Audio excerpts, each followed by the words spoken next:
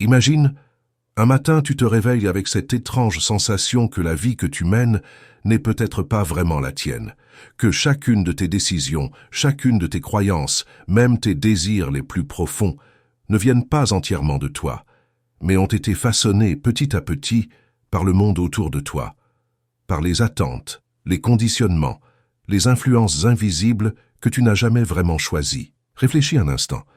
Combien de ton identité vient réellement de ton être authentique, et combien n'est qu'un masque soigneusement construit pour plaire, pour s'adapter, pour être accepté? Combien de fois as-tu eu l'impression de simplement jouer un rôle, de suivre un scénario écrit par la société, ton éducation, ou ces peurs discrètes qui murmurent au fond de ton esprit? Aujourd'hui, nous allons explorer une idée profonde de Carl Gustav Jung, celle que la véritable vie ne commence qu'au moment où l'on se découvre soi-même. Mais que signifie vraiment se trouver? Est-ce seulement prendre conscience de soi, ou existe-t-il un processus bien plus profond, plus transformateur? Reste avec moi, parce qu'en découvrant les forces cachées qui sculptent ton identité, tu comprendras pourquoi tant de gens ne se trouvent jamais vraiment, et surtout, comment toi, tu peux t'en libérer. Carl Gustav Jung fut un pionnier de la psychologie des profondeurs. Contrairement à ses contemporains, il ne pensait pas que le bien-être consistait simplement à s'adapter au monde. Pour lui, la croissance intérieure était un voyage vers l'individuation, le processus par lequel un être devient pleinement lui-même. Mais voici la vérité. La plupart des gens ne font jamais ce voyage. Ils restent prisonniers d'une version d'eux-mêmes, façonnée par les autres, par les normes, les jugements, les attentes. Ils vivent selon des rôles qu'ils n'ont pas choisis, cherchant sans cesse validation, succès, reconnaissance, tout en sentant au fond d'eux un vide persistant, comme si quelque chose leur échappait. Jung disait que la vie véritable commence quand on cesse de fuir soi-même. Mais avant de parler de cette rencontre intérieure, il faut comprendre ce qui nous en empêche. Dès notre naissance, on nous façonne.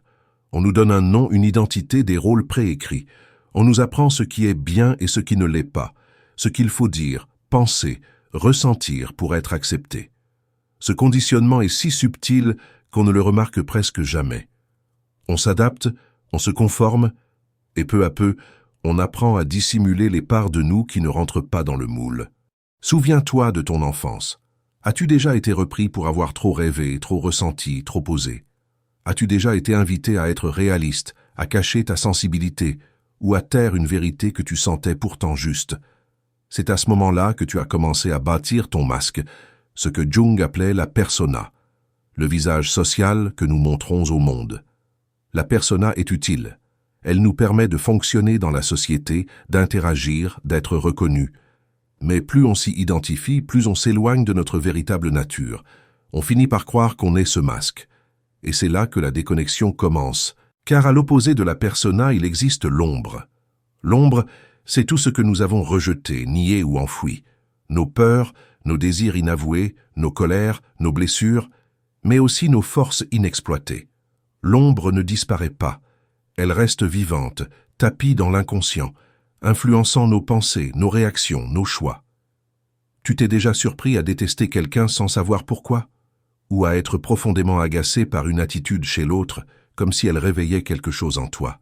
Pour Jung, ce sont des projections de notre ombre. Les traits qui nous dérangent chez les autres sont souvent ceux que nous refusons de voir en nous-mêmes. Mais voilà le paradoxe. Dans l'ombre se cache aussi la clé de notre liberté. Ce que tu refuses de toi n'est pas ton ennemi, c'est une partie perdue de ton intégrité. Grandir, ce n'est pas éliminer l'ombre, c'est l'intégrer. Regarder en face ce que tu nies, pour en tirer la lumière. Parce qu'en acceptant ce que tu redoutes, tu redeviens entier.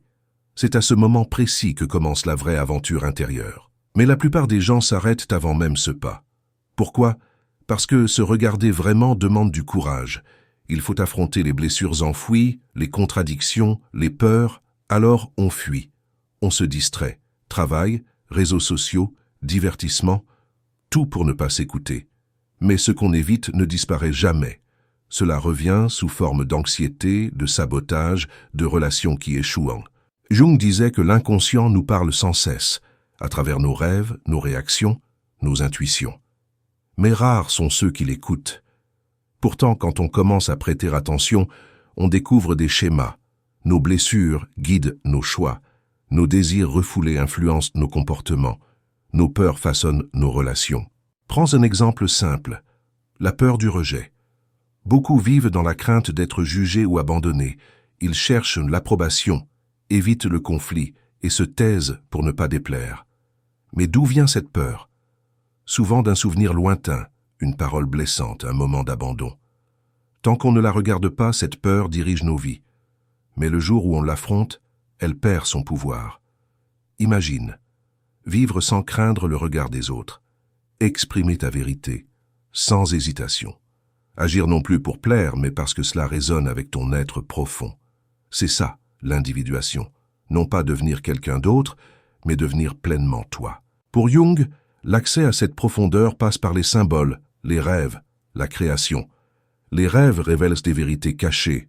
L'art, l'écriture, la musique, tout ce qui émerge de l'inconscient, nous reconnecte à ce que nous sommes vraiment. Mais tout commence par une chose, la conscience. Dès que tu commences à observer tes pensées, à remettre en question tes réactions, tu entres déjà dans le processus de transformation. La plupart des gens vivent étrangers à eux-mêmes. Ils suivent des chemins tracés par d'autres, sans jamais réaliser qu'ils peuvent choisir le leur. Mais toi, tu peux t'en libérer. Tu peux déposer les masques, dépasser la peur et redevenir entier. Pour cela, Jung introduit une autre idée puissante, les archétypes. Ces forces universelles, présentes dans tous les esprits humains, influencent nos comportements et nos émotions sans qu'on en soit conscient. Le héros, par exemple, représente cette part de toi qui aspire à grandir, à se dépasser. Mais à chaque héros se dresse une ombre, symbole des obstacles intérieurs à surmonter. La lutte du héros contre son ennemi n'est autre que la tienne, celle entre ce que tu veux devenir et ce que tu crains d'être. Et puis il y a l'anima et l'animus. En chaque homme sommeille une part féminine. Intuition, sensibilité, créativité. En chaque femme, une part masculine. Force, logique, affirmation. Lorsque ces deux énergies s'équilibrent, l'être devient complet. Lorsqu'elles s'opposent, naît la tension, le déséquilibre. Trouver l'harmonie entre ces polarités, c'est retrouver l'unité intérieure, c'est cesser de lutter contre soi-même.